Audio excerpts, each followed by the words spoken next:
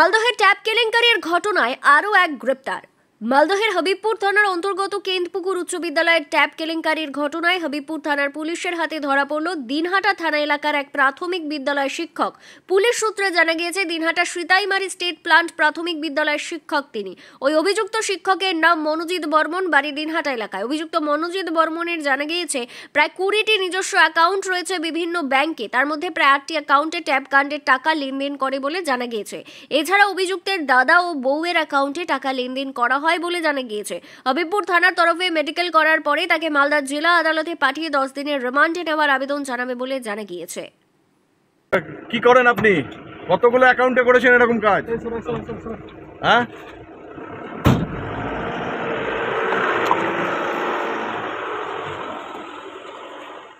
দাদা কতগুলো অ্যাকাউন্টে এরকম কাজ করেছেন?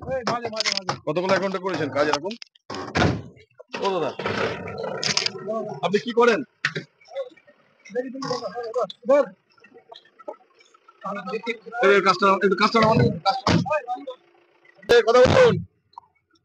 কতগুলো কি করেন আপনি? কতগুলো অ্যাকাউন্টে করেছেন এরকম কাজ? হ্যাঁ,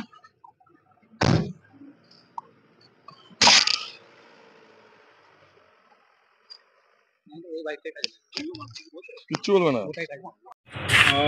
মাল খেয়েছিলাম, বাড়ি গেছিলাম তো বাড়ি আপনাকে আর্থিক লেনদেনের জন্য। কোথা থেকে? কোচবিহার থেকে। কখন ধরেছিল? গতকাল রাত 1টা। আর্থিক লেনদেন বলতে কি বিষয়ের উপরে? সেটা বলতে হবে না, ওনারাই বলতে হবে। হ্যাঁ, ওনারাই বলতে হবে। কোনো ঘটনার সাথে? সেটা বলতে পারছি না। কোথা থেকে নিয়ে এসছে আপনাকে?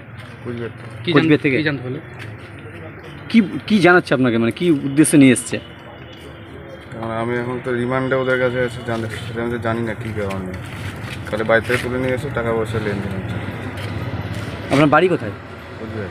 কোচবিহার কোন জায়গায়? দিনাটা। দিনাটা। মনোজিৎ বর্মন। সেটা আমি বলতে পারছি না, ওনারাই বলতে পারবে। পেশায় কী করেন আপনি?